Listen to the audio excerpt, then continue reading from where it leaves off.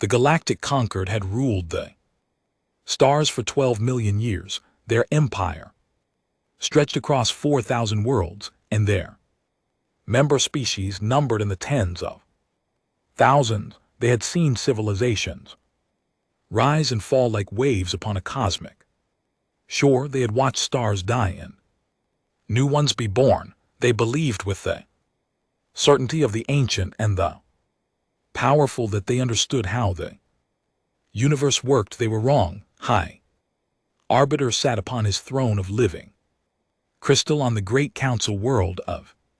His body was long and serpentine, covered in scales that shifted color with his mood. Right now they were a calm blue-green, the color of mild curiosity. Before him floated a holographic image of a small blue planet, third from an unremarkable yellow sun in an unremarkable arm of an unremarkable galaxy. Tell me again, he said to the observer who knelt before him. What did you find? The observer was a Ani, a species known for their patience and their perfect memory. Her 4 eyes blinked in sequence as she organized her thoughts. The planet is called Earth by its inhabitants. High Orbiter, the dominant species, calls itself humanity. They have existed for approximately 300,000 of their years, though they have only developed technology in the last few thousand. And their development rate, the observer hesitated. This was the part that made her uncomfortable. Unprecedented. High Orbiter. They went from chemical rockets to nuclear weapons in less than 50 of their years. They have begun exploring their own star system. At their current rate of advancement, they will develop faster than light travel within the next 2 centuries. Scales flickered to yellow, the color of interest, fascinating, and their society, their temperament. That is concerning. High Arbiter. She waved her hand, and the hologram changed. It showed images that made several council members gasp in horror. Cities burning, soldiers marching, weapons of terrible destruction being deployed against members of the same species. They war among themselves constantly. The observer continued. They have fought thousands of conflicts in their recorded history. They have killed hundreds of millions of their own kind. They create weapons not just for defense but for what they call deterrence, the threat of such terrible destruction that no enemy would dare attack them. Barbaric, whispered one of the council members. Delicate being of crystalline structure.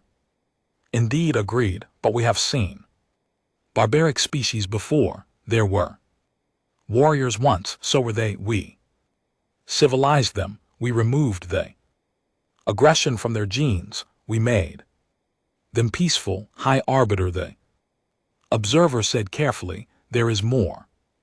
The hologram changed again. This time it showed humans in different contexts. Athletes pushing their bodies to breaking point, scientists working through exhaustion, soldiers throwing themselves on explosive devices to save their companions, ordinary people running into burning buildings to rescue strangers.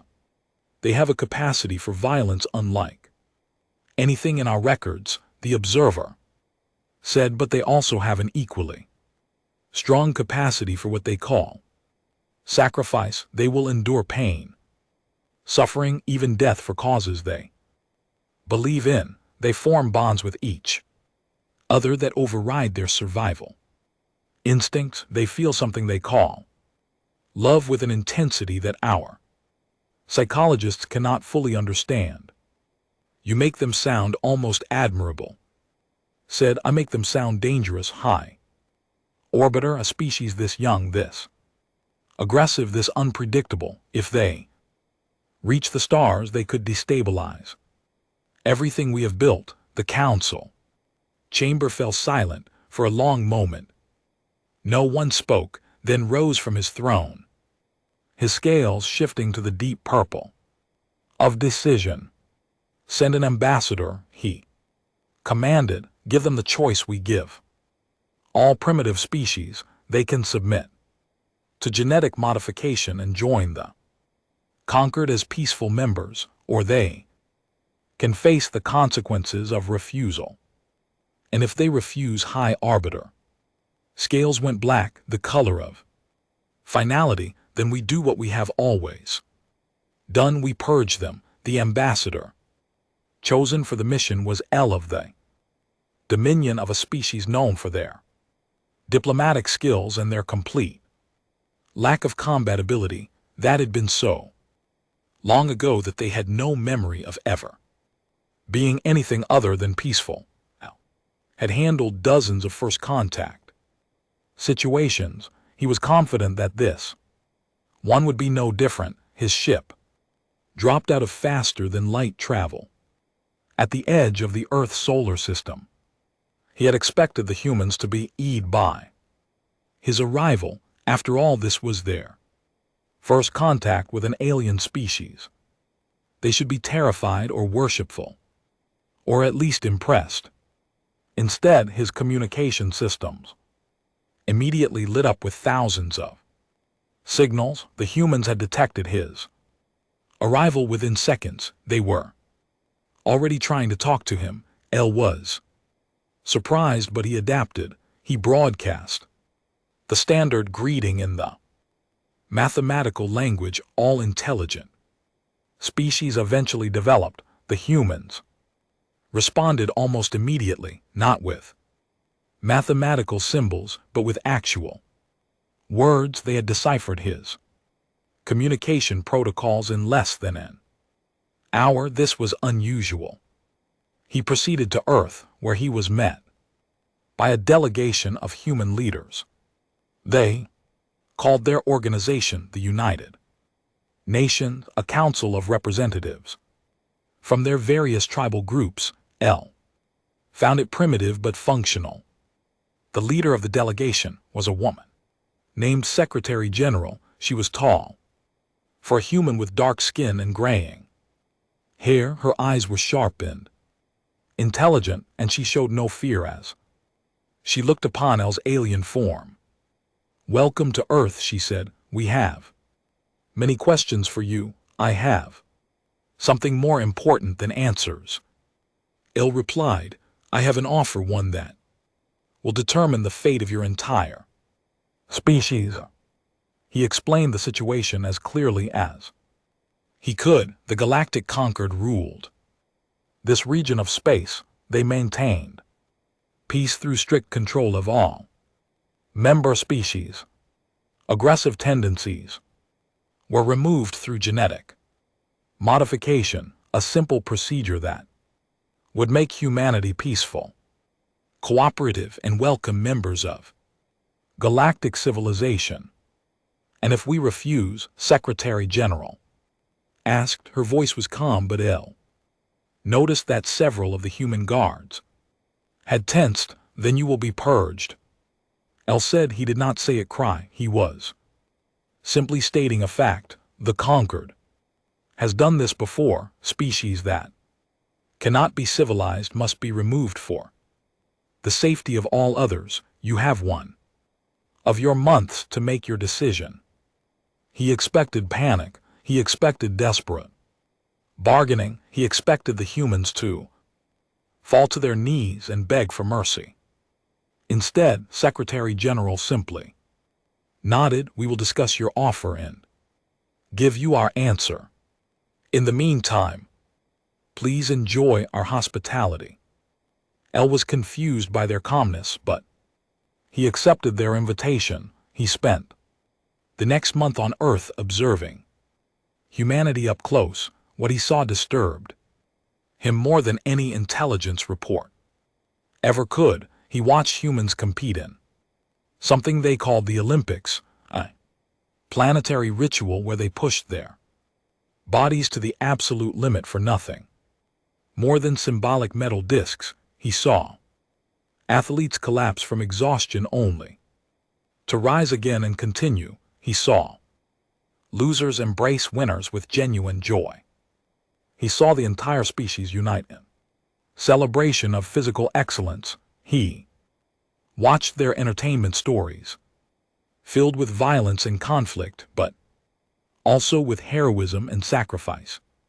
Their heroes were not the strongest or the ones who refused to give up. Their villains were not monsters but ordinary people who had lost hope. He read their history and was horrified. They had fought wars that killed millions, developed weapons that could destroy their entire planet, committed atrocities against their own kind. That comprehension. But he also read about people who had stood against evil at the cost of their own lives. He read about soldiers who had died protecting strangers. He read about ordinary citizens who had hidden refugees from genocidal regimes. Knowing that discovery meant death, he tried to understand their concept of freedom, the idea that each individual had the right to make their own choices, even bad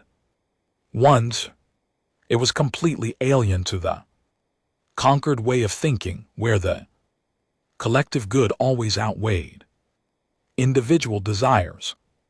And he watched their children. Human children were wild, uncontrolled, constantly testing boundaries. They fought and cried and laughed and loved with an intensity that Elle found exhausting just to observe. But he also saw how fiercely their parents protected them. He saw that humans would literally die for their offspring without a moment's hesitation.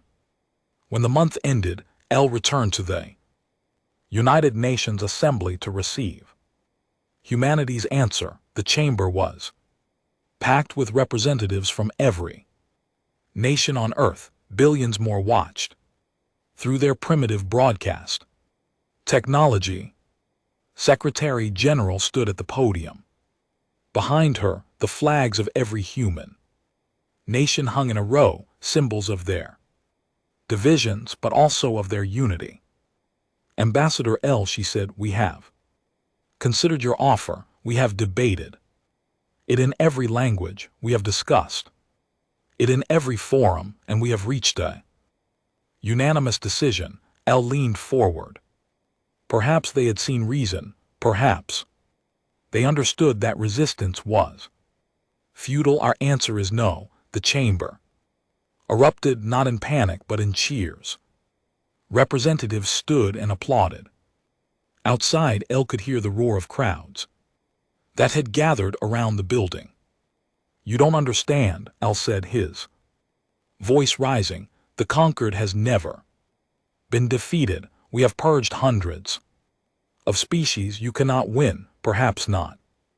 Secretary General agreed, but we will not submit. We will not allow you to change who we are, our aggression, our passion, our capacity for violence. These are part of what makes us human. So are our love, our creativity, our refusal to give up. You cannot take one without destroying the other. Then you choose extinction. Secretary General smiled. It was not a pleasant smile. We choose to fight, and you should know, Ambassador, we're very good at that. Elle returned to with humanity's answer. The High Council was shocked. No species had ever refused their offer so completely, so defiantly. For a moment there was silence in the great chamber. Then High Orbiter began to laugh. They have spirit, he admitted. I almost admire them, but spirit will not stop the Pegation fleet. Send the order. Let them serve as an example to any other species who might consider defiance. The Pegation fleet was the ultimate expression of conquered power. 10,000 warships, each one carrying enough firepower to sterilize a planet. They had not been deployed in full strength. For over 1 million years, the last species to face them had been reduced to archaeological curiosities within a decade. Admiral Hex was given command of the operation. He was a species of aquatic origin that had evolved to breathe both water and air. His people had been among the first to join the conquered back when there were only a dozen member species. He had served in the fleet for 3 centuries and had never known defeat. How long until we reach the target system? He asked his navigation officer. 14 standard days, Admiral. The primitives will have no warning of our approach. Excellent. Begin preparing bombardment protocols. I want this to be clean and efficient. No need to waste resources on a species this backward. As the fleet traveled through the darkness between stars, Admiral Hex reviewed the intelligence on humanity. He saw the same images that had horrified the conquered, the wars, the weapons, the violence, but where others saw danger, he saw only primitives who had not yet learned their place in the cosmic order. He did not watch the other images, the ones showing human determination, human ingenuity, human spite. He did not see the recordings of humans who had been tortured for days without breaking. He did not read about the sieges where starving defenders had fought to the last person. He did not learn about the soldiers who had held positions against impossible odds simply because they had been told to hold. If he had, he might have hesitated. If he had known what humanity had been doing during the month of deliberation, he might have turned his fleet around. Because while L had been observing Earth had been observing L's ship. Human scientists had worked around the clock, analyzing every signal, every emission, every piece of technology they could detect. Human hackers had probed the ambassador's communication systems, looking for weaknesses. Human engineers had begun designing weapons based on principles they barely understood. And human soldiers had begun training for a war unlike any they had ever fought. Secretary General held a secret meeting with the world's military leaders. We have perhaps a year before they return. She said, maybe less. What can we do in that time? General of the United States spoke first. We can't match their technology, not yet, but we can prepare. We can hide. We can make them pay for every inch of space they try to take. They expect us to surrender or die. Quickly added General of Japan. They don't expect resistance. That's their weakness. They've never fought humans before, said General of the African Union, a grim smile on his face. They don't know what we're capable of when we're cornered around the world. Humanity prepared. Factories that had built cars began building weapons.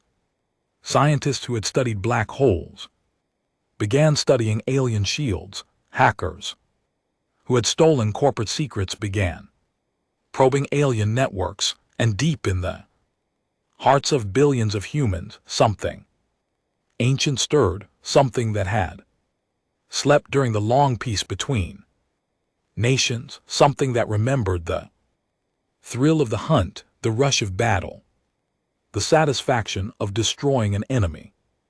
The conquered thought they were coming to exterminate pests. They were about to learn that they had awakened something far more dangerous. On the day the Pegation fleet entered the Sol system, humanity was waiting not with a single fleet but with something the aliens had never encountered before. A species that had spent its entire existence learning how to fight, how to adapt, and how to win.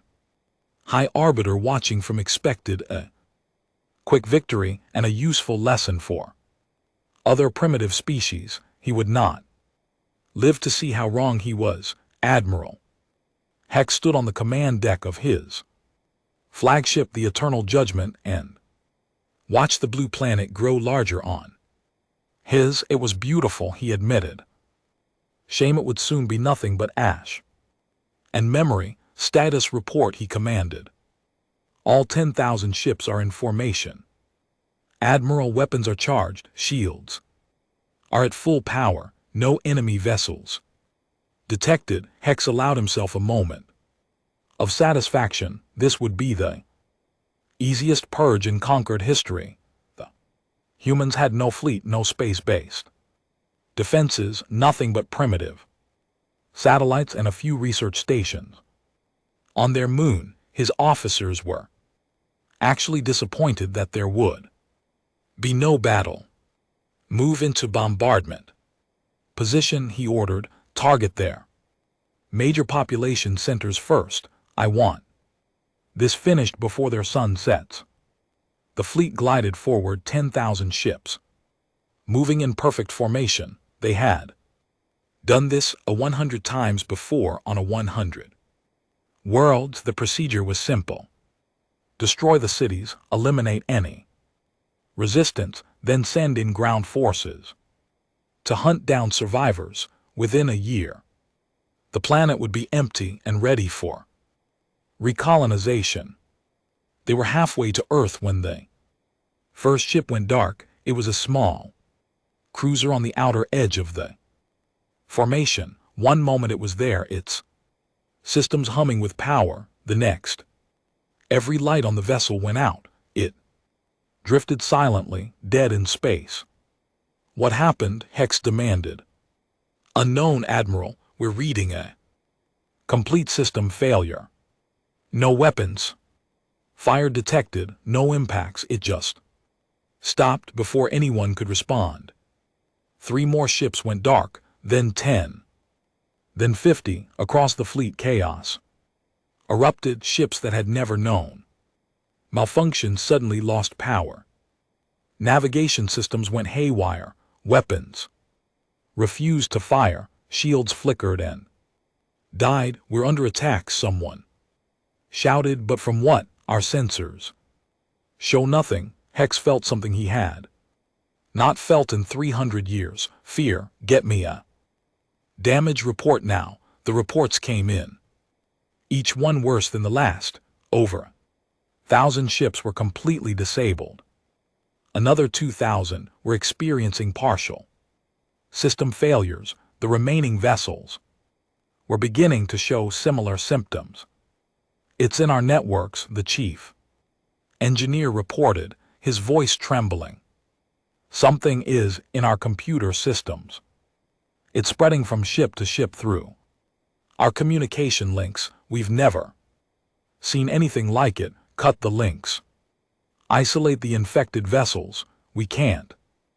Admiral, the infection is already everywhere. It's like it was designed specifically for our systems.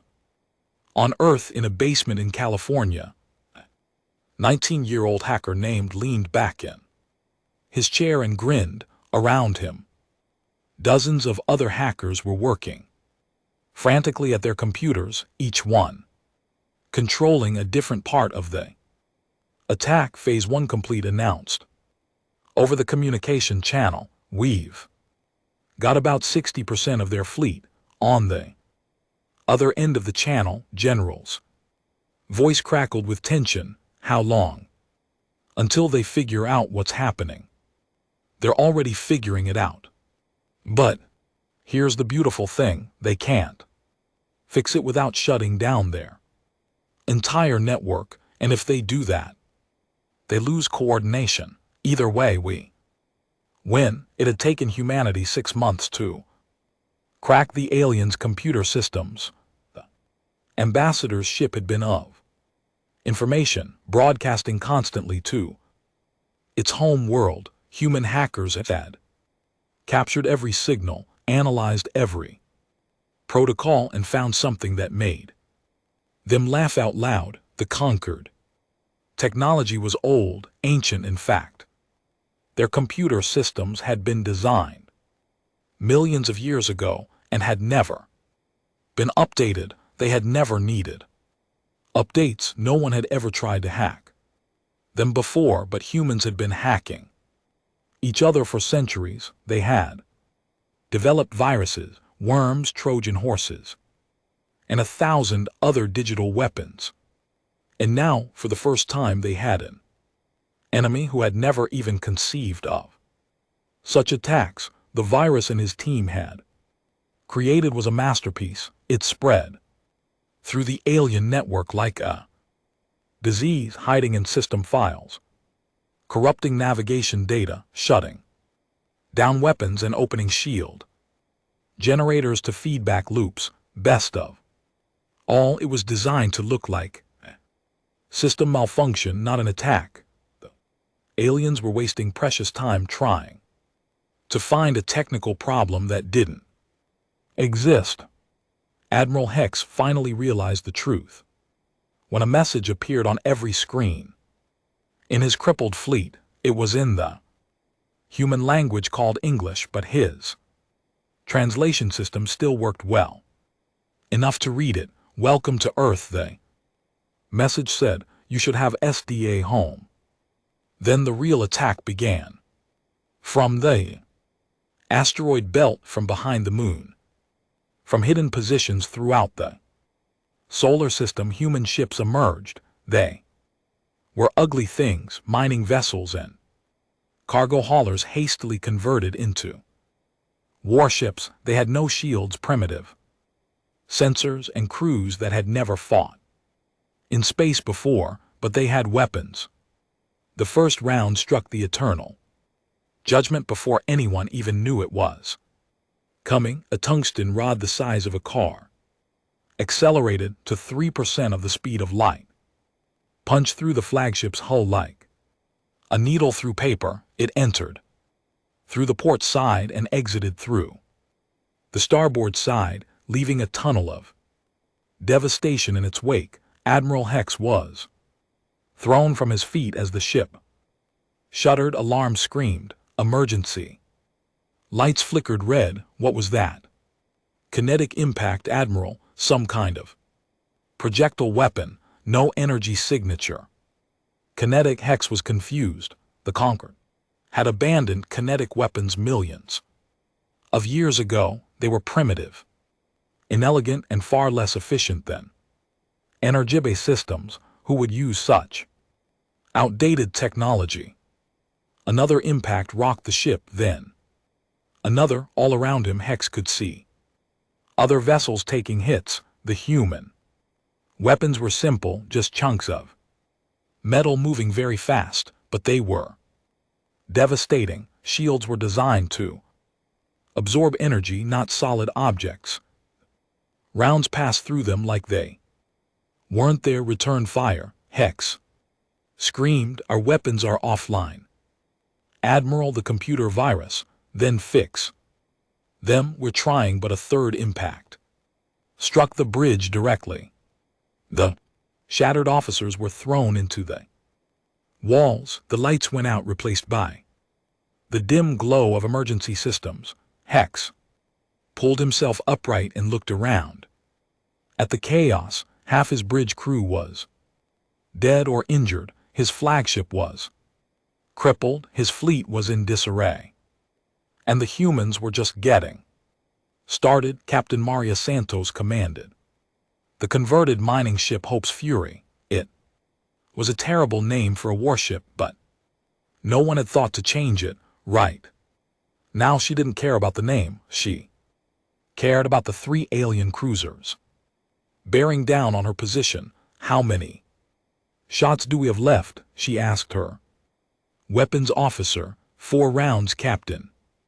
After that, we're down to the nukes. Save the nukes.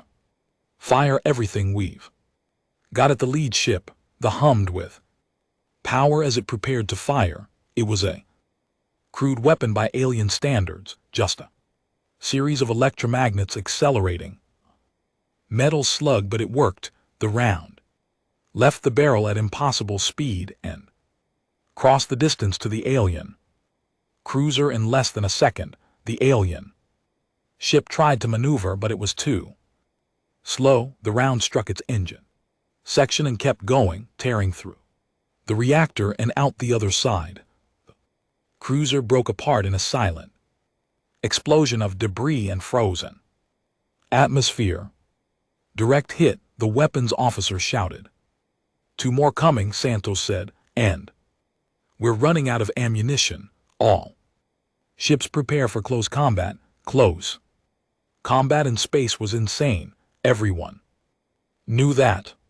Ships were not designed to ram each other. There was no such thing as boarding action in the void. The conquered had never even considered the possibility. But humans had been boarding ships for thousands of years, ever since the first pirates had swung from one wooden vessel to another, and when they realized they couldn't build enough weapons to defeat the alien fleet conventionally, they had asked a simple question: what if we just take their weapons instead? The hopes fury accelerated toward the nearest alien ship. Its crew had trained for this moment in simulators, in underwater tanks and zero-gravity chambers. They had practiced until the procedures were automatic, until they could do it in their sleep. The two ships collided with a grinding crash. Magnetic clamps locked them together. Cutting torches began burning through the alien hull. Inside the alien cruiser, the crew panicked. Nothing in their training had prepared them for this. They were a peaceful species. Their aggression bred out centuries ago. They had never learned to fight hand to hand. The humans had never stopped. The boarding party was led by Sergeant, a former Special Forces operator who had spent 20 years training for wars that never came. Now finally, he had a war worth fighting. He was the first through the breach. The alien corridor was dark. The ship's power was failing, but his helmet display showed him everything he needed to see. Two aliens ahead, both unarmed, both frozen with terror. Down on the ground, he shouted. Now they didn't understand his words, but they understood his tone. They dropped to the floor, trembling.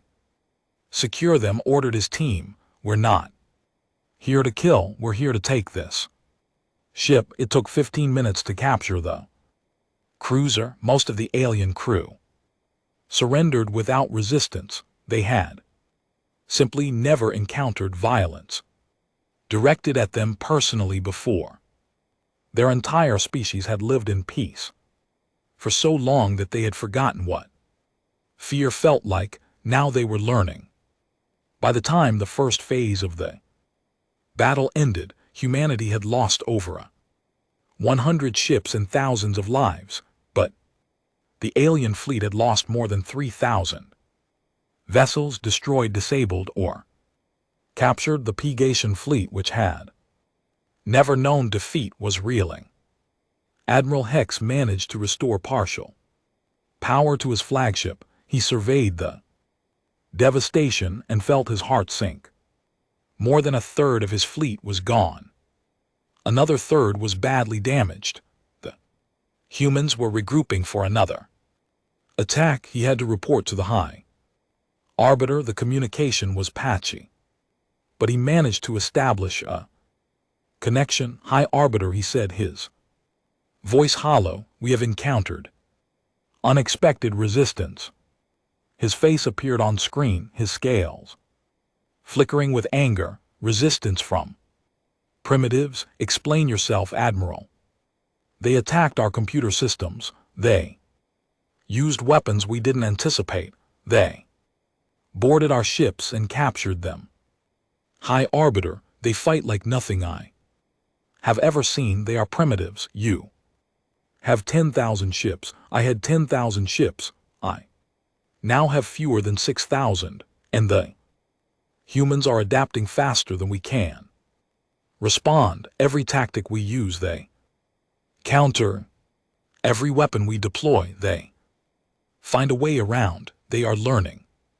High Arbiter, they are learning how to destroy us, was silent for a long moment. When he spoke, his voice was cold. Retreat, regroup beyond their system. We will send reinforcements. We will return with 20,000 ships if necessary, but this species must be eliminated.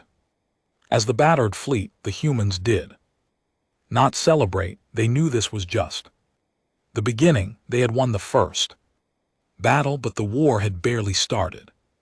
Secretary General addressed the world from the United Nations. Behind her, the sky was filled with the debris of battle, burning streaks of light as destroyed ships fell into the atmosphere.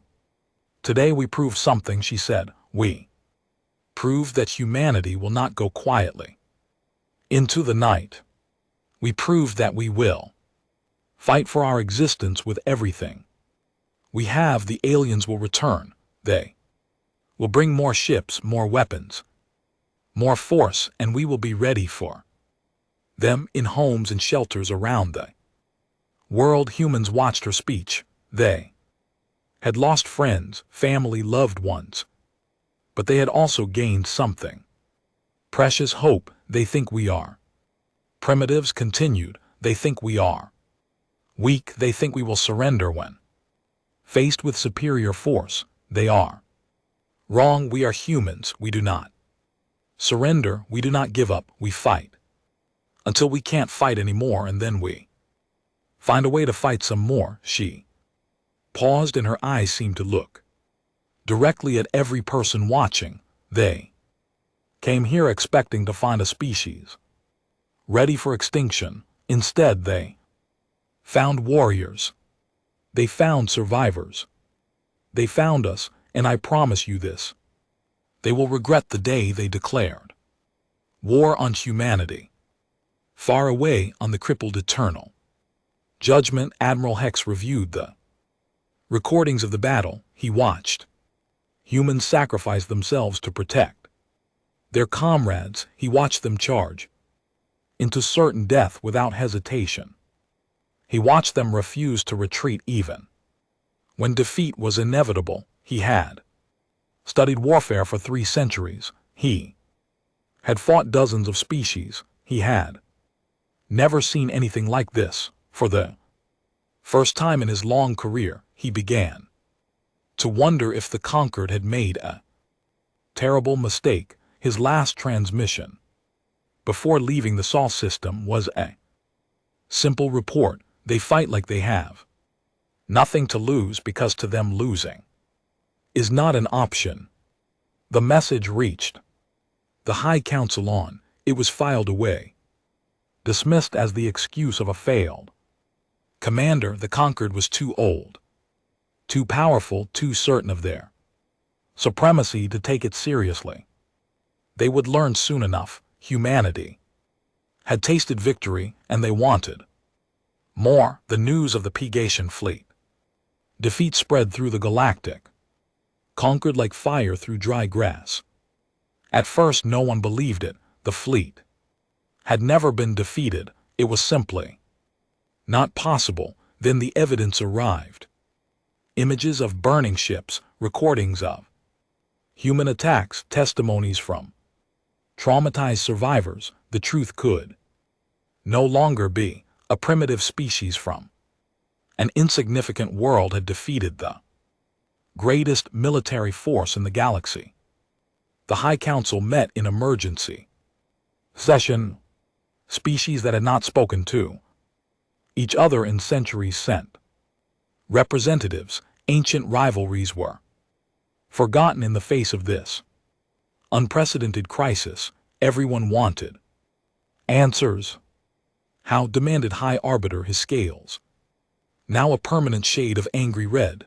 How did this happen? The answer came from an unexpected source. A small, hunched figure stepped forward from the crowd of advisors. Her name was Doctor, who had spent her entire life studying alien Species, she was very old and very wise. And she was very, very afraid. I have studied the humans, she said. I have analyzed their biology, their psychology, their history, and I must tell you, honored counsel, that we have made a terrible error. Explain. Commanded. Doctor activated a holographic display. An image of a human appeared, naked, vulnerable, almost laughable compared to the powerful forms of most conquered species. At first glance, humans appear weak, she said. They have no natural weapons, no claws, no fangs, no venom. Their skin offers no protection. They cannot see in the dark. They cannot hear frequencies outside a narrow range. They are slow compared to many predators and weak compared to many prey animals. Then how did they defeat us? Someone asked. Because everything I just said is irrelevant. Doctor changed the image. Now it showed a human brain highlighted to show its incredible complexity. Human brain is the most advanced biological computer we have ever encountered. It processes information faster than any other known organic structure. It is capable of creativity, imagination, and abstract thought on a level that most species never achieve. We have intelligent species in the conquered pointed out. Intelligence alone does not win wars. No, Doctor agreed, but humans combine their intelligence with something else, something unique. She changed the image. Again, this time it showed a human skeleton. Humans are what their scientists call persistence predators. In their evolutionary history, they did not hunt by being faster or stronger than their prey. They hunted by following their prey until it collapsed from exhaustion. The council members shifted uncomfortably. This was already disturbing. Their bodies are designed for endurance. They can travel enormous distances without rest. They can survive injuries that would kill most species. Their wounds heal at an accelerated rate. They can continue functioning even when parts of their body are damaged or destroyed. She showed images of humans who had survived terrible injuries. A man who had lost both legs and still competed in athletic events. A woman who had been burned over half her body and continued to work as a physician. A soldier who had taken multiple projectile wounds and kept fighting until the battle was over. They do not stop, Doctor said, even when logic dictates that they should surrender or retreat. They continue, and this is where we encounter the most disturbing aspect of human psychology. The next image showed a word in the human language. The translation software struggled with it for several seconds before giving up. This word is spite. Doctor explained, it has no direct equivalent in any conquered language. The closest translation would be a desire to harm or defeat an enemy, even at great cost to oneself, motivated purely by the satisfaction of seeing that enemy suffer. Silence fell over the council chamber. Humans will destroy themselves to destroy their enemies. Doctor continued, they will sacrifice everything they have, everything they love, everything they are, simply to ensure that their opponents do not win. This is not logical. This is not rational, but it is very, very human. She changed the image once more. Now the display showed scenes from human history, soldiers charging into certain death, cities burning rather than surrendering, prisoners refusing to break under torture, civilians fighting, tanks with homemade weapons. I have studied their military history extensively. Doctor said, I have found examples of spite throughout their past. At a place called Thermopylae, 300 warriors fought against hundreds of thousands, knowing they would die simply. To delay the enemy, at Stalingrad they fought for every building, every room, every staircase, losing millions of lives rather than surrender one city. They continued attacking a fortified position for over a month, accepting massive casualties because retreat was not considered acceptable. Interrupted, these are impressive stories, but they are still just primitives fighting other primitives. We are the conquered. We have technology they cannot match. With respect, high arbiter, that is precisely what Admiral Hex believed, and now his fleet is in ruins. Doctor's voice hardened. Let me tell you what I have concluded from my research. Humans are not just aggressive, they are not just persistent, they are adaptable in ways that should be impossible. She pulled up another set of images. These showed humans in various environments: jungles, deserts, frozen wastelands, underwater, in space. They live everywhere on their planet. They have adapted to every climate, every environment, every condition. When faced with a problem, they do not wait for evolution to provide a solution. They create solutions themselves. They build tools. They modify their environment. They change the rules of the game rather than play by the existing rules.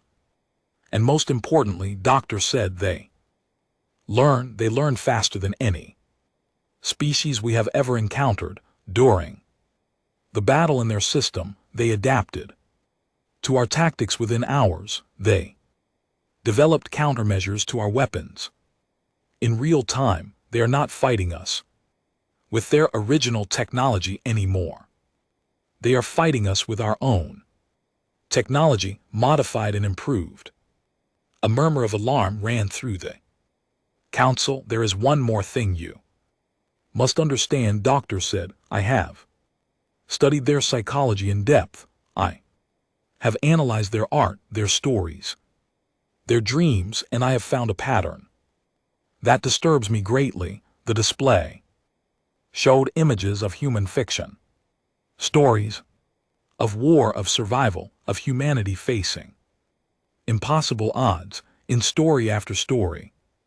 The pattern was the same: humanity on the brink of extinction, fighting back against overwhelming force and ultimately winning. They have been imagining this war for centuries.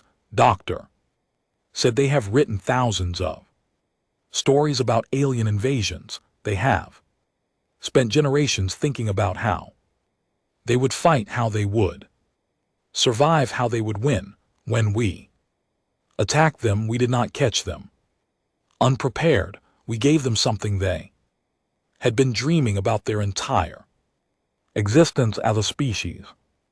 You're saying they wanted this? Asked. I'm saying they were ready for this. Somewhere in their collective unconscious, they have always known that the universe is dangerous.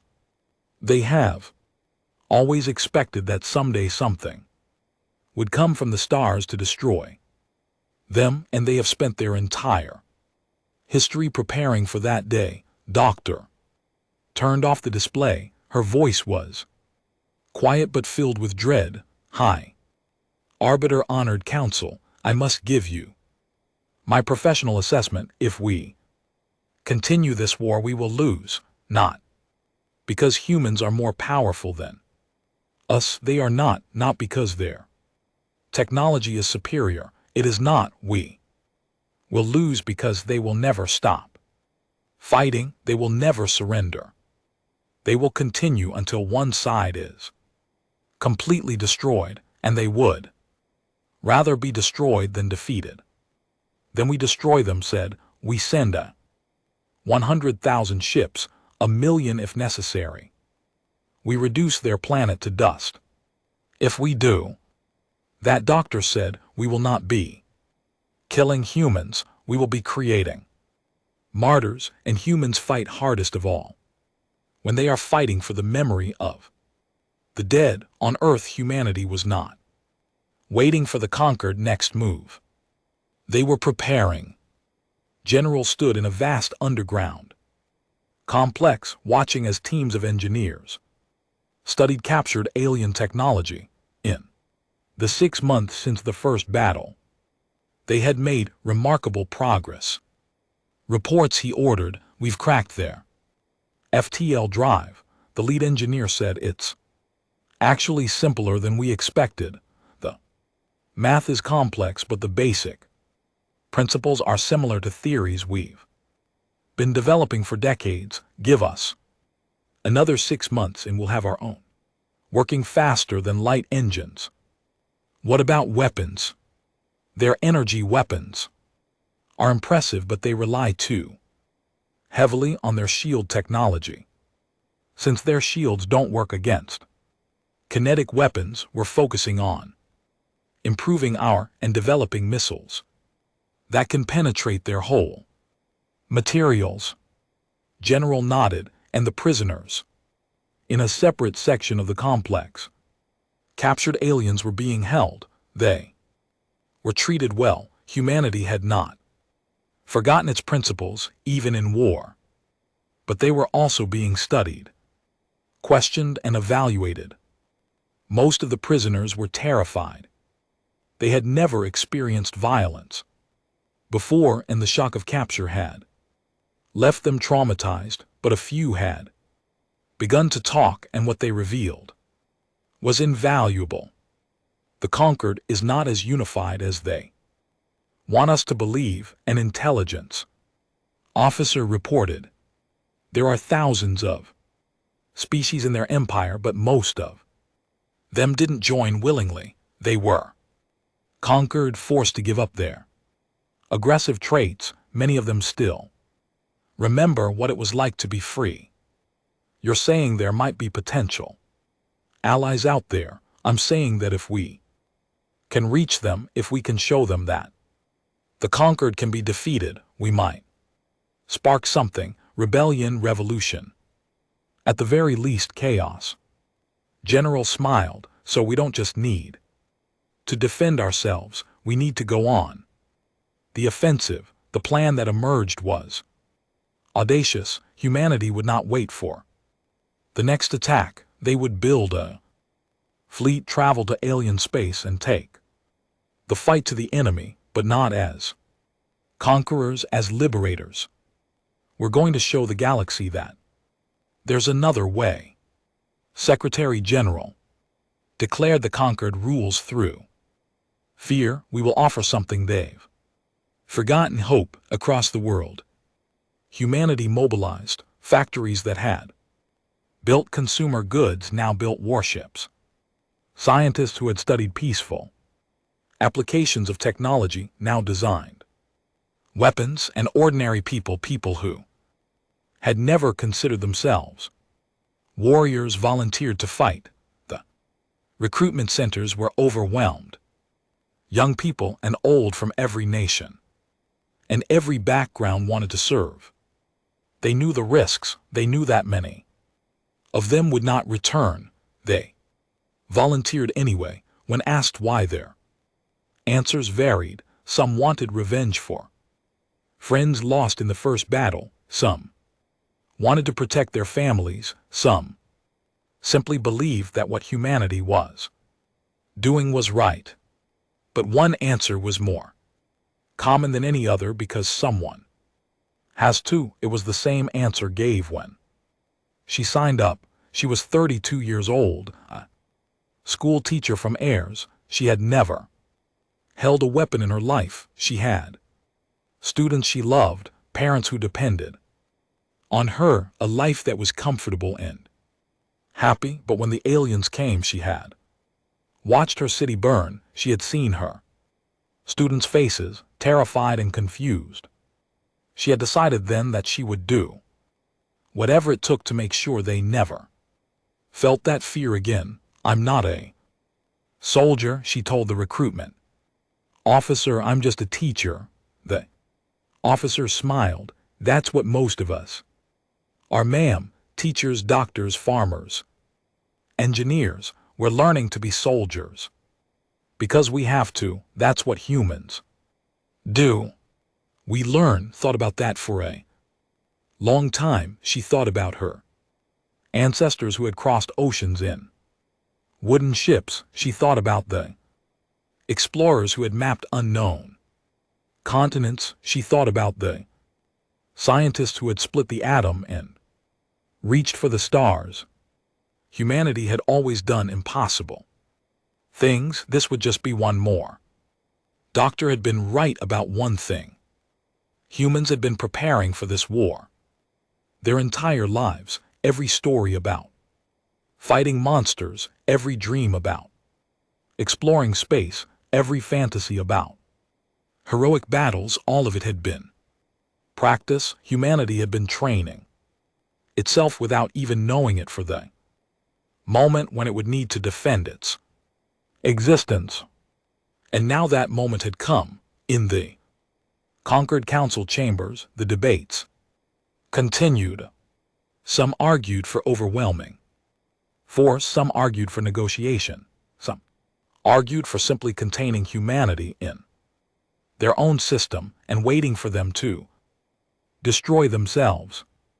But none of them truly understood what they were facing. They thought humanity was just another species, another obstacle to be overcome, another problem to be solved. They could not comprehend a species that would fight to the last, individual that would sacrifice everything for abstract concepts like freedom and honor, that would choose death over submission. They could not comprehend spite as the conquered debated. Humanity built ships, took shape in orbital factories, soldiers trained in simulations and in the harsh environments of Mars and the asteroids. Scientists worked around the clock to understand and improve alien technology. And somewhere in a small room in a large building, a historian named Thomas Wright worked on a project of his own. He was compiling a record of everything humanity had ever done, every war, every discovery, every act of courage and sacrifice. He called it the human story. If we lose, he told a colleague, I want there to be a record. I want the universe to know who we were, what we believed, what we were willing to die for. His colleague looked at the mountain of data he had assembled, and if we win, Wright smiled, then this will be chapter 1, and we'll have a whole universe of chapters still to write. Outside the window, the first of humanity's new warships lifted off, its engines blazing with technology that had been impossible just a year ago. It was called the Unity, and it carried 3,000 volunteers toward an uncertain destiny.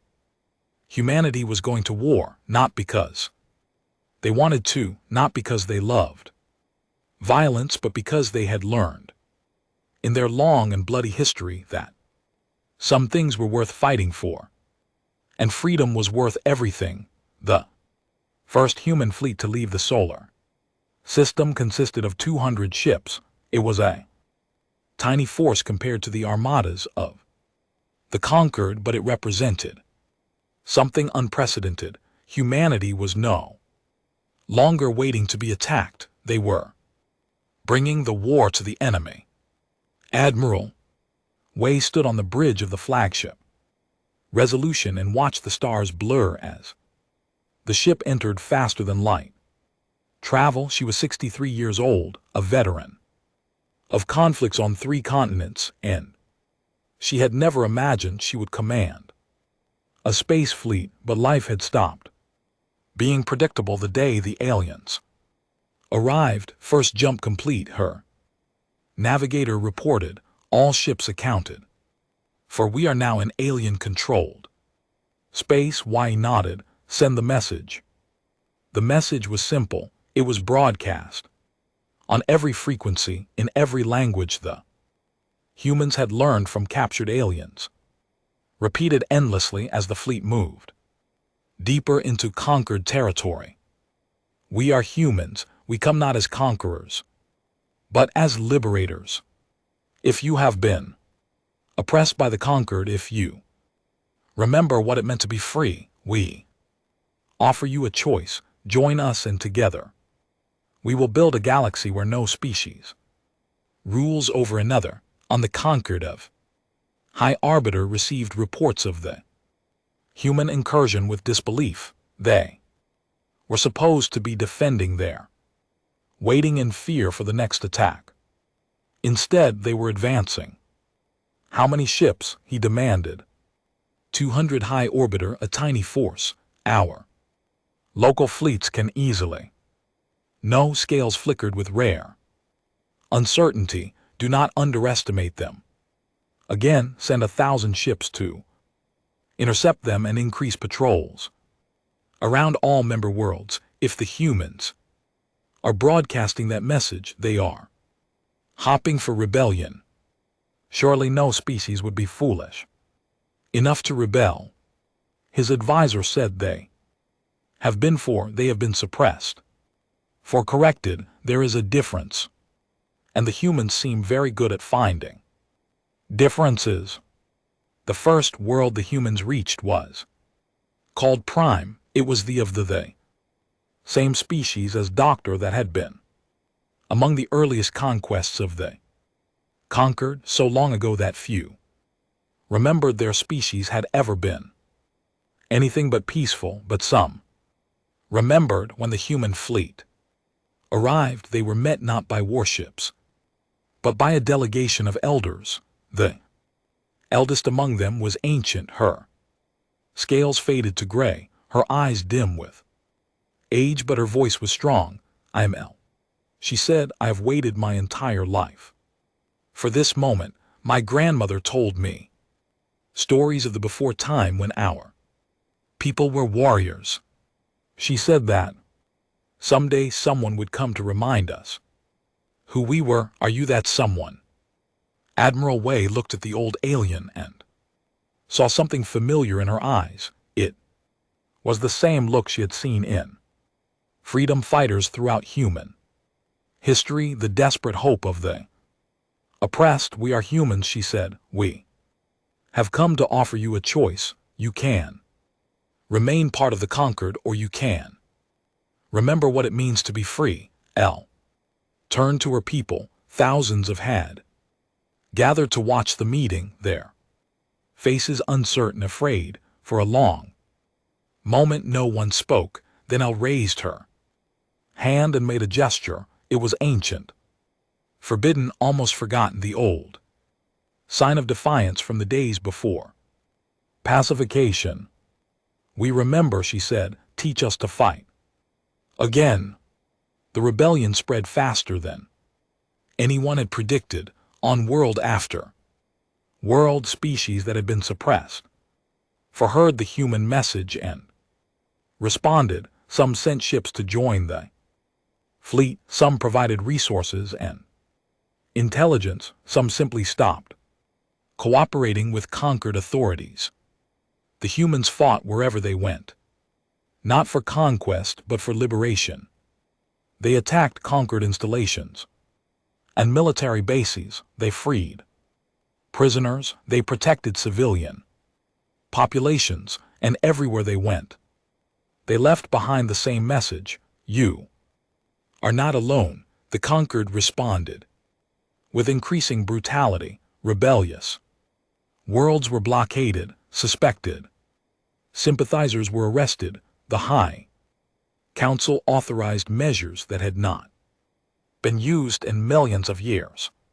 But every act of oppression only strengthened the resistance. Every execution created more martyrs. Every destroyed city only convinced more species that the conquered had to be stopped. On the human side, casualties mounted. The war was not easy. Human ships were destroyed. Human soldiers died on alien worlds far from home.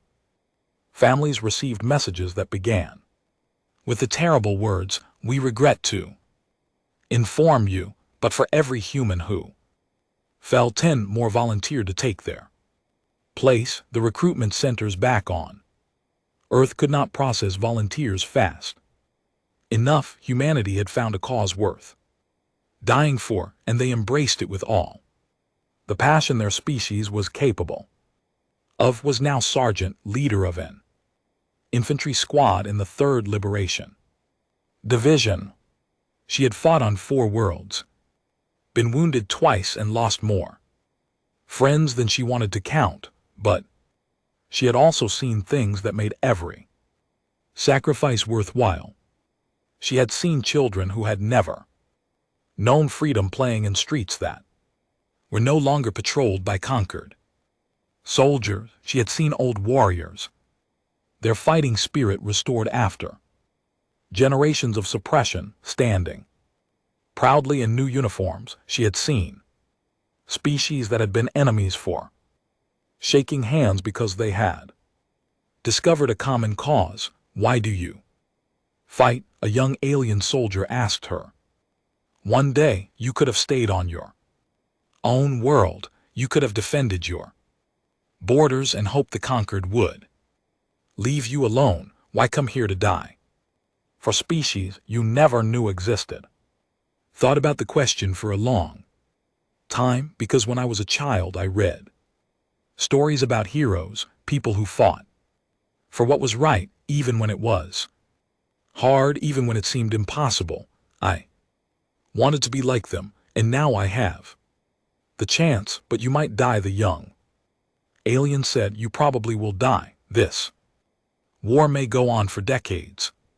Then I'll die fighting for something that matters." Smiled. "That's more than most people get, and maybe someday young people from your species will read about this war. They'll read about humans and in a dozen other species who stood together against tyranny, and they'll want to be like us." The turning point came on a world called 6. It was a small planet, a mining colony home to 40,000 members of a species called They were small, gentle creatures known for their skill in extracting rare minerals. They had never been warriors, and they had not joined the rebellion, but they had sheltered humans. When the conquered fleet arrived, they found 300 human soldiers who had been cut off from their main force that could have surrendered them. Instead, they had hidden them in their minds, fed them, cared for their wounded. The conquered commander admiral was furious. He demanded the humans be turned over. They refused. What happened next was broadcast across the galaxy. Admiral ordered his ships to bombard the planet. They had no defenses, no way to fight back. They could only run as fire rained from the sky. 40,000 innocents died in less than an hour. Then the ground forces landed.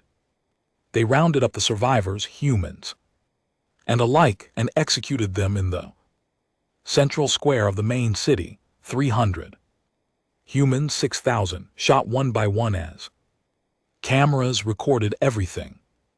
Admiral thought he was sending a message. He was just not the one he intended. The footage reached Earth. Within days, it was shown on every news channel in every language for 24 hours. The planet fell silent. There were no speeches, no protests, no debates, just silence. Then the silence ended. Recruitment centers that had been busy became overwhelmed. Factories that had been running at capacity began running triple shift. Scientists who had been making steady progress began making breakthroughs. And in 1,000 hearts, something cold and terrible was born. Captain Thomas commanded the human fleet that arrived at 6. 3 weeks later, what they found made hardened soldiers weep. The cities were Ruins, the bodies had been left where they fell. The conquered had wanted the galaxy to see its power. Instead, the galaxy saw its evil, tracked admiral.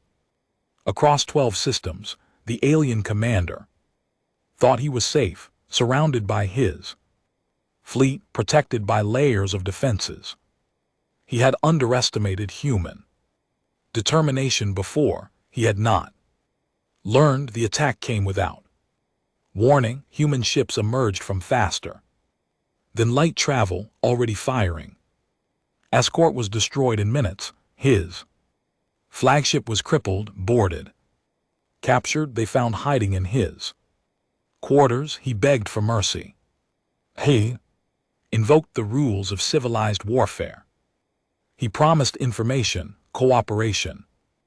Anything. Captain looked at him with eyes that held no warmth. You showed no mercy to you showed no mercy to our soldiers. The rules of civilized warfare didn't apply to them. What are you going to do? Asked his voice. Trembling, we're going to put you on trial. We're going to show the galaxy every piece of evidence, every order you gave, every death you caused, and then we're going to let your own people judge. You was confused. My people will never convict me. I was following orders. I was doing my duty. Maybe said, but your people are going to see what duty to the conquered really means. They're going to see the bodies of children. They're going to hear the screams of the innocent, and they're going to ask themselves, is this who we want to be? The trial of Admiral was broadcast across the galaxy. Billions watched as the evidence was presented. They saw the bombardment. They saw the executions. They heard the last words of victims who had done nothing wrong except show kindness to strangers. The conquered tried to suppress the broadcast, but it was too late. Species that had been loyal began to question. Officers who had followed orders without thought began to wonder. The foundation that had held the conquered together for 12 million years began to crack. Was convicted by tribunal of species from across the galaxy, including members of his own kind. He was sentenced to spend the rest of his life on the ruins of 6, tending the graves of those he had killed. But the trial was not really about punishment. It was about transformation.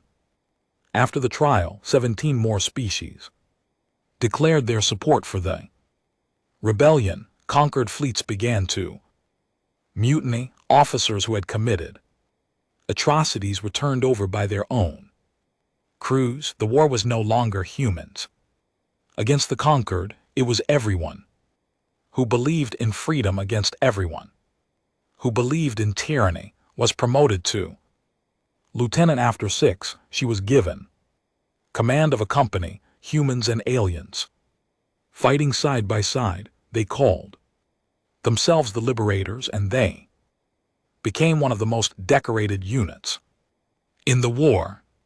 We're not just fighting for humanity anymore, she told her soldiers. Before a battle, we're fighting for everyone who wants to be free. That's a bigger cause than any of us. It's bigger than any species, and it's worth everything we have to give. The war continued. The conquered still had more ships, more resources, more soldiers. But they no longer had certainty. They no longer believed victory was inevitable, and for a regime that had ruled through absolute confidence in its own supremacy, doubt was fatal. On High Orbiter watched the reports with growing despair. World after world was falling. Fleet after fleet was being destroyed or defecting. The empire he had sworn to protect was crumbling. How did this happen? He asked Doctor Who had been summoned to explain. The old looked at him with something that might have been pity. You conquered the galaxy, By removing every species' ability to resist, you bred out their aggression, their passion, their will to fight, and for 12 million years it worked. No one could challenge you because no one wanted to challenge you. Then the humans came, said, then the humans came. Doctor agreed, and they reminded everyone what it felt like to have something worth fighting for. They brought back the fire you had spent trying to extinguish, and now it's burning out of control. Can it be stopped? Doctor shook her head. The humans have a saying, you cannot put the genie back in the bottle. The hope they've spread cannot be taken back, even if you destroyed Earth. Tomorrow it would only make them martyrs. The rebellion would continue. The idea would survive. Was silent for a long time. When he spoke, his voice was tired. Then we have already lost, perhaps, Doctor said, or perhaps this is an opportunity. The conquered has ruled through fear for 12 million years. Maybe it's time to try something else. What do you suggest? Talk to them not as conquerors, not as enemies, as equals. The humans don't want to rule the galaxy, they just want to be free. Find a way to give them what they want without destroying everything we've built. The other high orbiters will never agree to that. Then you will all fall together. The choice is yours. Dismissed her, but her words echoed in his mind. The humans had proven themselves stronger than anyone had imagined. Maybe, just maybe, there was another way. But it was too late for him to find it. The human fleet arrived at 6 months later, 2,000 ships crewed by 50 different species carrying soldiers who had fought across 100 worlds. At their head was the Resolution, battered but unbroken, with Admiral Way still in command. The final battle was about to begin. The sky above burned with the light of 1,000 battles. Human ships and their allies clashed with the last defenders of the conquered in the greatest space battle the galaxy had ever seen. Explosions bloomed like flowers of fire in the darkness. Ships died in silence, their crews giving their lives for causes they believed in. Admiral Way stood on the bridge of the Resolution and watched the chaos unfold. The tactical display showed the positions of every ship in the battle. Thousands of points of light, some friendly, some hostile, all moving in a deadly dance. Status report, she commanded. We've broken through their outer defenses, her tactical officer reported, but they're falling back to protect the palace complex. Our ground forces are preparing to land. Casualties. The officer hesitated. Heavy, Admiral. We've lost about 30% of the fleet, but we're winning. Winning, such a simple word for such a complicated truth. They were winning the battle, but the war had cost more lives than we wanted to count. Human lives, alien lives, lives that would never see the peace they were fighting to create. Order the landing craft to launch, she said. It's time to end this. On the ground, Lieutenant checked her weapon for the 10th time. Around her, 300 soldiers, human and alien, waited in the cramped transport ship. They were about to drop into the heart of the conquered power. Nervous? Asked a young who had joined her unit 6 months ago. He had been a student before the war, studying mathematics. Now he was a soldier. Always admitted, only fools aren't nervous before a fight. Then I must be a fool, Elle said with what passed for a smile among his species. I'm not nervous at all. I'm excited. Why? Because we're about to change the galaxy. Whatever happens today, things will never be the same, and I get to be part of it. He paused, Is that strange? Shook her head. No, that's exactly how I felt the first time I went into battle. Hold on to that feeling. It'll keep you alive. The transport shuddered as it entered the atmosphere. Warning lights flashed. The pilot's voice crackled over the intercom. 30 seconds to landing. Expect resistance. Stood and addressed her soldiers. You know why we're here. The conquered leaders are in that palace. If we take them, the war ends. If we fail, it goes on. So we're not going to fail. Chorus of agreement answered her. Growls and clicks and human words all mixed together, a symphony of defiance. For freedom, said. For freedom, they shouted back. The transport hit the ground hard. The doors flew open. Was the first one out, her boots hitting the polished stone of a plaza ahead of her. The palace rose like a mountain of crystal and light, beautiful and terrible. And between her and the palace, 1,000 conquered soldiers waited. The battle was brutal. The conquered final defenders were the most elite troops in the galaxy, soldiers who had been kept as weapons for exactly this kind of emergency. They were fast, strong, and utterly loyal, but they had never fought humans. Unit pushed forward through streets that ran with blood. They took cover behind fallen statues and burned out vehicles. They fought through buildings and over bridges. Every meter was paid for in lives. El fell halfway to the palace, cut down by an energy blast that took him before he even knew it was coming. Saw him fall and felt something cold settle in her chest. Not grief. There was no time for grief, just determination. She kept fighting. By the time they reached the palace gates, her unit was down to 100 soldiers. The gates were massive, designed to withstand any assault. Behind them, the surviving high orbiters waited, certain that the humans would never break through. They were wrong, called in an orbital strike. Single kinetic round, precisely targeted. Turned the gates into dust. Explosion threw her to the ground, but she was up again in seconds, leading the charge through the breach. Inside the palace, the fighting was close and vicious. The corridors were too narrow for military tactics. It was just chaos. Violence, survival. Lost count of how many enemies she killed. She stopped thinking about anything except the next moment, the next shot, the next step forward. And then they reached the throne room.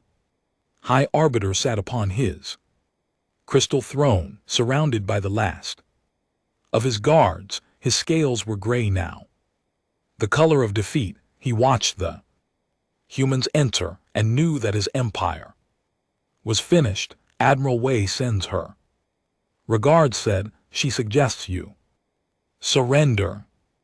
Laughed bitterly. Surrender after 12 million years, after everything we built. He gestured at the windows where the burning sky still flickered with distant explosions. This is what you have brought us. Chaos, destruction, the end of order. We brought you freedom.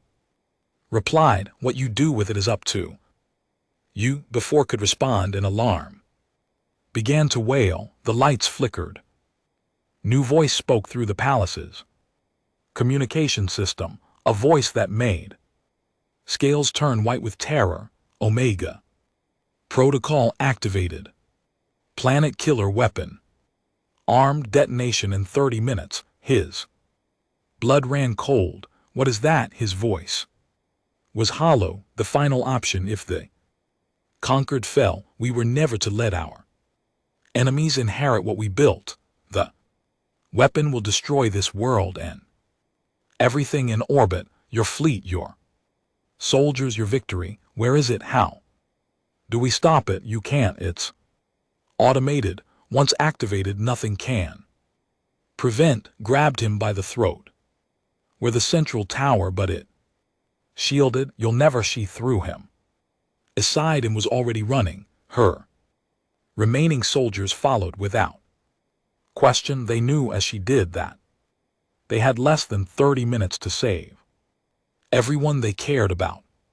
The central tower was the highest point of the palace, a spire of crystal that glowed with inner light. Led her team up staircases and through corridors, fighting past defenders who threw themselves in her path with desperate fury. They reached the tower's base with 12 minutes left. The entrance was sealed with a shield that resisted every weapon. They tried energy blasts, explosives, even the cutting torches designed for breaching alien halls. Nothing worked. We need more time, someone said. We don't have more time, replied she. Studied the shield, looking for any weakness. There had to be a way. There was always a way. Then she saw it. Shield generator was visible through the translucent crystal walls. It was on the other side of the barrier, impossible to reach from where they stood, but the crystal itself was not shielded. It was just very, very strong. Looked at her remaining soldiers. There were 23 of them, humans and species whose names she had never learned. They had followed her through hell. I need a volunteer, she said. Someone to fire every weapon we have at that wall simultaneously. The combined heat might weaken the crystal enough for one person to break through. And then what? A soldier asked. Then that person destroys the generator. The shield falls. We stop the weapon. Person who breaks through will be killed. The heat alone, I know, met each of their eyes in turn. That's why I'm asking for a volunteer. 23 hands went up. Felt tears. She didn't know she had left. Okay, she whispered. Okay, then it's my turn. I'm the ranking officer. This is my call, Lieutenant. No arguments. She handed her weapon to the nearest soldier. Make sure this gets back to my family and make sure the galaxy knows what happened here. She walked to the wall. Behind her, her soldiers lined up their weapons. The heat would be incredible. She would have seconds at most to break through and reach the generator. For freedom, she said. For freedom, they answered. The weapons fired. The wall turned white with heat. Felt her skin blister as she threw herself at the weakening crystal. It cracked. It shattered. She fell through into the generator room, rolling across the floor. Her uniform smoking, her left arm hanging useless where flying debris had shattered the bone. The generator hummed. In front of her, 5 minutes left on the countdown. She crawled forward. Every movement was agony. Her vision was blurring. She couldn't feel her legs anymore, but she could see the generator's power core, exposed and vulnerable. She reached it. She pulled out the only weapon she had left, a small knife she kept in her boot, a gift from a student years ago when she was just a teacher. With her last strength, she drove it into the power core. The explosion threw her across the room. The lights died. The countdown stopped. In orbit, the shield surrounding the planet flickered and vanished. Admiral Wei, who had been preparing to order a desperate evacuation, stared at her tactical display in disbelief. The weapons offline, her officer reported. Someone did it. Someone stopped it. We closed her eyes. Find them. Find whoever did this. They found in the ruins of the generator room. She was barely alive. Her body broken in a dozen places. The medical team worked frantically to stabilize her, performing miracles of Medicine in a shattered alien tower. She would survive. She would lose her left arm. She would spend months in recovery. But she would live. When she woke 3 days later, Admiral Wei was sitting beside her bed. "You saved the fleet," Wei said. "You saved the entire operation. The war is over. The conquered has surrendered." Tried to smile, but it came out as a grimace. "Did we win?" "We won, thanks to you, not me." His voice was weak but clear. "Everyone, all of us, every person who fought and died and refused to give up. I just happened to be there at the end." Why took her remaining hand. "History will remember what you did. History can remember whatever it wants. I just want to know one thing. The galaxy, is it going to be better now?" "I don't know," we admitted, "but we have a chance to make it better. That's more than we had before." The surrender ceremony was held in the Great Council chamber of now by battle, but still magnificent. Representatives of 1,000 species gathered to witness the end of an era. High Arbiter, the last of his line, signed the documents that dissolved the conquered's authority. His hands trembled as he wrote 12 million years of history, ending with a stroke of a pen. Then it was Admiral Wei's turn to speak. The galaxy held its breath.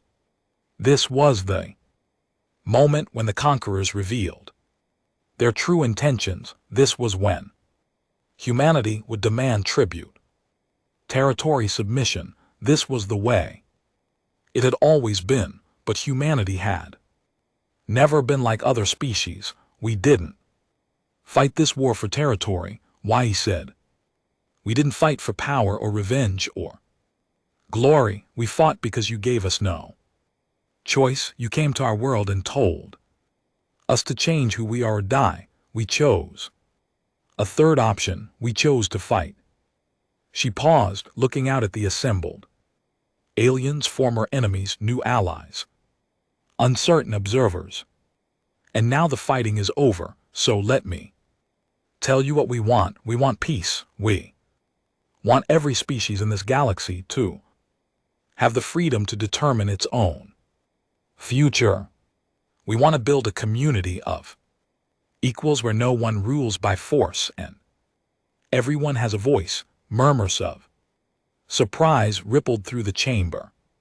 This was not the speech they had expected. "We're not perfect," we continued. "We've made mistakes. We've done terrible things in our history, but we've also learned. We've learned that true strength comes not from domination, but from cooperation, not from fear, but from trust." She gestured to the assembled species. "Look around you.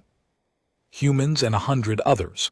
A year ago, many of you were enemies. Today we've fought side by side. We've bled together. We've lost friends together. And together we've built something new. The old order is gone. The conquered's rule of fear is finished. What comes next is up to all of us. So here's our proposal, not a demand, a proposal. Let us form a new council, a true council, where every species has an equal voice. Let us build a galaxy where no child has to grow up afraid, where no species has to give up who they are to survive." She smiled, not the smile of a conqueror, but the smile of a teacher who sees her students finally understand. "Let's be neighbors." The translation software struggled with the word. In some languages, there was no equivalent, but the meaning was clear enough. The chamber erupted, not in protest, but in something that sounded almost like hope. The new Galactic Council was established. 6 months later, it was imperfect, messy, and sometimes chaotic. Old grudges flared up, new conflicts emerged. Building a lasting peace was harder than fighting a war, but they kept trying.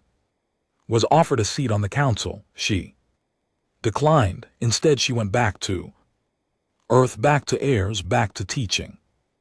Her classroom was full of children who looked at her with awe, knowing that their teacher had helped save the galaxy. "Why did you come back?" one of her students asked. "You could be famous, you could be powerful." Thought about the question. She thought about the friends she had lost, the battles she had fought, the moment when she had driven a knife into an alien machine and changed the course of history. "Because this is where I belong," she said. "Fighting was never what I wanted. I just wanted a world where children could learn and grow without fear. Now we have that world, so I'm going to spend the rest of my life protecting it by teaching." By teaching, she smiled. The most important weapon isn't a gun or a ship, it's knowledge, it's understanding, it's the ability to look at someone different and see a potential friend instead of an enemy. That's what I teach, and that's how we make sure the peace lasts. Centuries passed. The memories of the war faded into history, then into legend. The galaxy that humans had helped create grew and prospered. New species were welcomed as equals. Old hatreds were slowly healed, but the story of humanity's defiance was never forgotten. In the great archives of the new council, a document was preserved. It was written by a conquered historian named Doctor. In the aftermath of the war, she had died long ago, but her words remained. To any who find this record, the humans are not conquerors. They are not cruel. They will share their food, teach your children, and die for strangers. They have a capacity for kindness and compassion that humbles me. But if you threaten what they love, if you mistake their kindness for weakness, then God help you, because they won't. They are the species that hunted until their prey collapsed from exhaustion. They are the species that fought world wars and survived. They are the species that looked at the stars and refused to believe they were alone. They are humans, and they are the best friends you could ever have and the worst enemies you could ever make. Treat them with respect, learn from them, work beside them, and never ever forget what they are capable of. The galaxy learned this lesson once. Let us hope it never has to learn it again. On Earth, in a small cemetery in Ayers, an old woman lay at rest. Her gravestone was simple, bearing only her name and 2 dates, but visitors often found flowers there left by people she had never met, from species she had never known. Lieutenant had wanted to be a hero when she was young. She had become something better, a symbol, a reminder that ordinary people could do extraordinary things when they had something worth fighting for. Above her grave, the stars shone bright and clear. Somewhere out there, human ships traveled between worlds, carrying merchants and diplomats and tourists. Somewhere out there, children of a dozen species played together, learning that different did not mean dangerous. The galaxy was at peace, not a perfect peace, not an easy peace, but a real one, built on sacrifice and hope, and the stubborn human refusal to accept that anything was impossible. Humanity had answered the conquered ultimatum with a single word: no, and in that word they had changed everything.